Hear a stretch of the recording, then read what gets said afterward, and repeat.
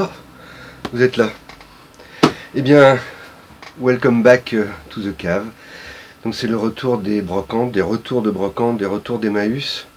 Et donc j'avais envie en cette pleine saison là de la broc, de vous faire un petit débrief de ce que j'ai fait cette dernière semaine. Générique.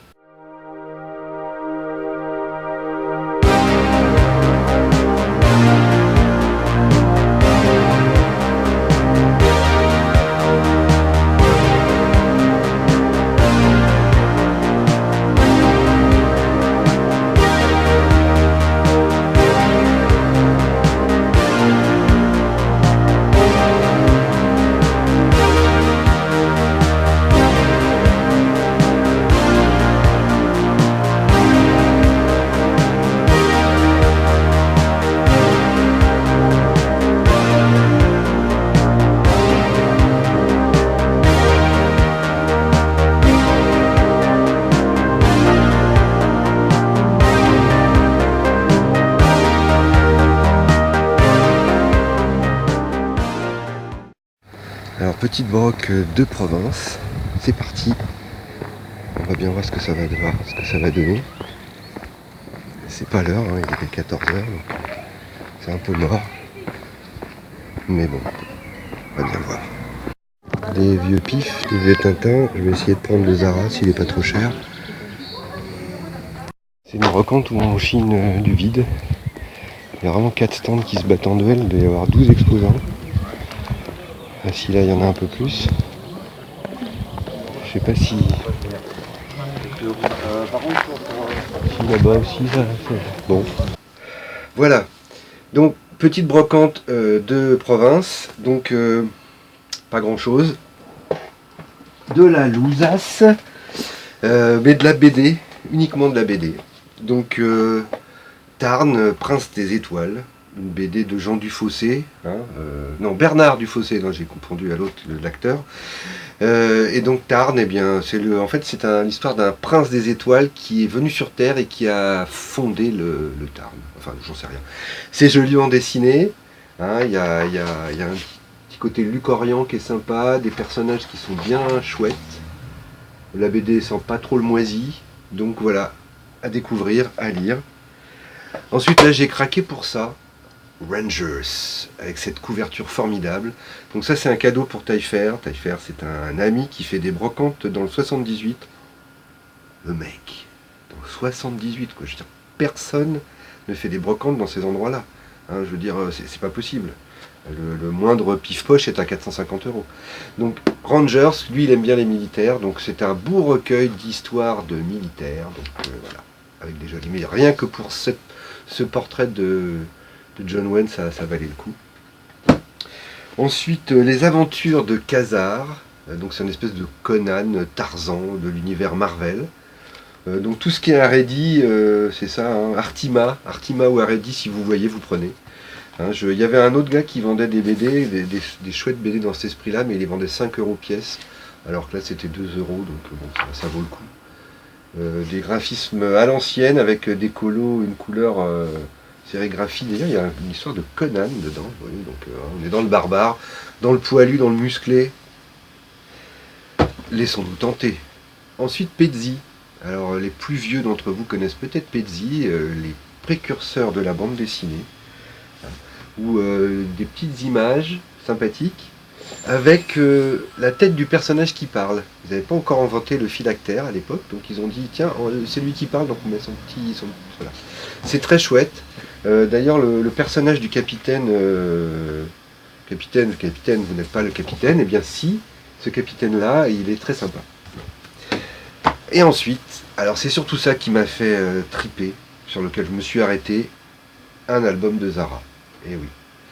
Alors ça, les BD érotiques des années 70-80, c'est vraiment Elle vit France, voilà, je cherchais le mot. Tout n'est pas très bon, mais bon là, Zara, il y a vraiment un petit coup de crayon, vous voyez, à la plume. Je veux dire, à l'époque, on aurait dit que c'était du Pentel, mais non, ça n'existait pas. Laurel non plus. Et donc, il y a des chouettes dessins, c'est assez lâché, on va dire, c'est assez vif, C'est pas très travaillé, mais on sent que le mec, il maîtrise, quoi.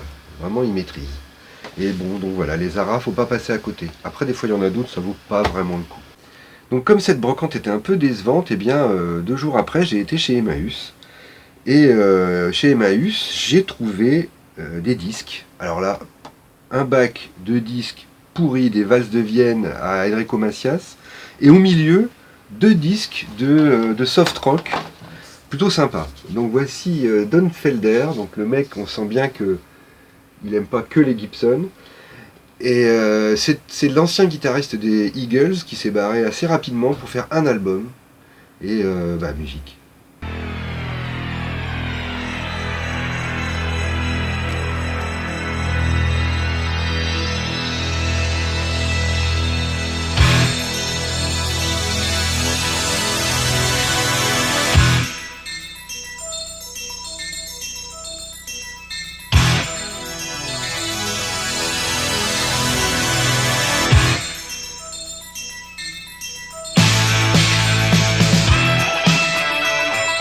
Donc voilà, un bon album de soft rock, bien viril, inespéré de trouver ça chez Emmaüs.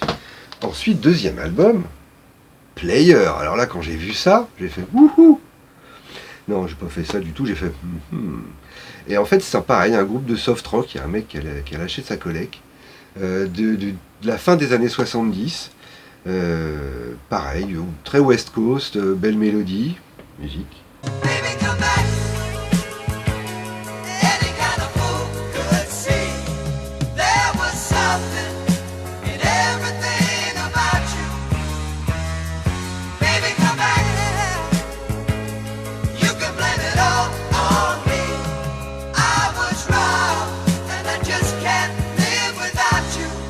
Et donc, dans ce groupe, le leader n'est pas le beau gosse qui est ici. Non, le leader, c'est lui. Lui, c'est le clavier, d'ailleurs. Enfin, ça se voit, c'est les claviers, c'est toujours un peu... Ça garde les blousons, quoi. Et lui, c'est le bassiste. Il s'appelle Ron Moss. Et sa tête, peut-être, vous dit quelque chose. Sa tête de belle gueule. Eh oui.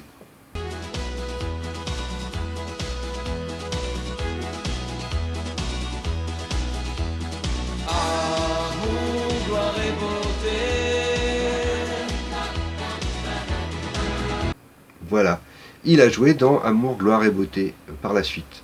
Donc c'est assez sympa parce que j'aime bien le concept du groupe où il y a un bassiste à belle gueule qui sert à rien, un peu comme les Beatles. Et donc ce groupe est vraiment bien, cet album est superbe. Alors au cas où je n'aurai pas l'occasion d'embrasser la mariée demain. Mais j'avais cru comprendre que tu serais là.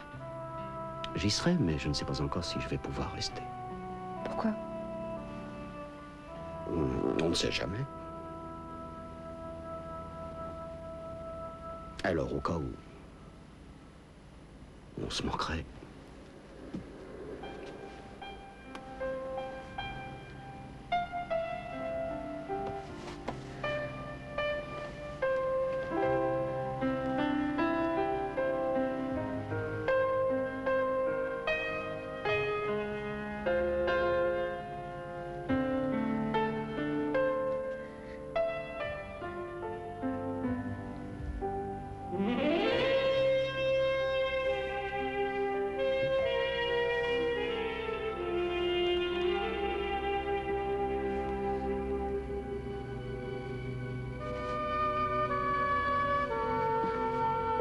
Ensuite, je suis allé à une brocante. Bah oui, là, je fais vraiment, c'est du lourd, là. Vous avez du lourd, vous avez brocante, Emmaüs, brocante. Et encore, j'ai failli aller à Emmaüs aujourd'hui, mais j'ai pas eu le temps. Et donc, celui-là, il vendait des disques. Il en avait un peu rien à foutre de ce qu'il vendait. Et j'ai quand même réussi à trouver un album de Nicolette Larson, jeune femme charmante, qui, à la fin des années 70, faisait un country rock, plutôt rock, vraiment bien sympa. Musique.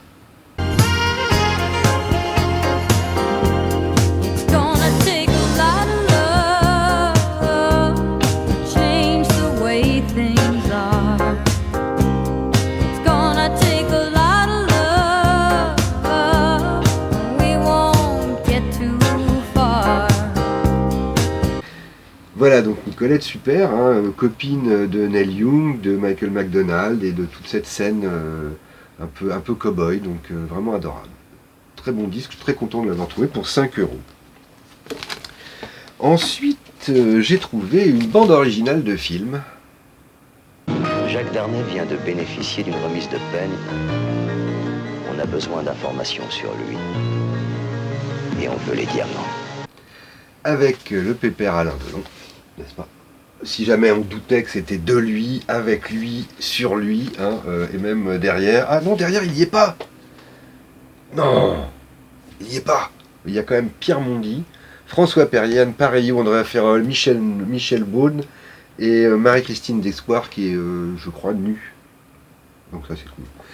Et donc, Et donc, musique de merde, sans intérêt, sauf le thème, qui est vraiment très sympa et qui pique, qui est pompé sur Ennio Morricone. Donc voilà, il faut écouter ce thème. Et pour finir, j'ai trouvé aussi un album de Gino Vanelli.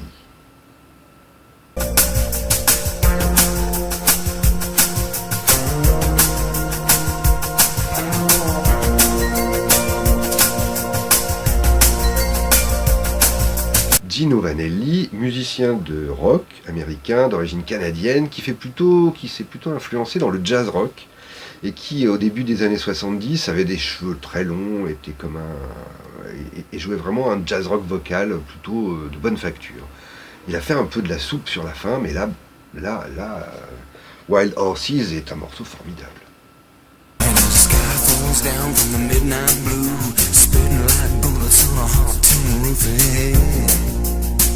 It's a beautiful sound. Oh, it's me and you in a 5-bed truck in a full of red mud, just my lucky. Et pas que au niveau des cadrages.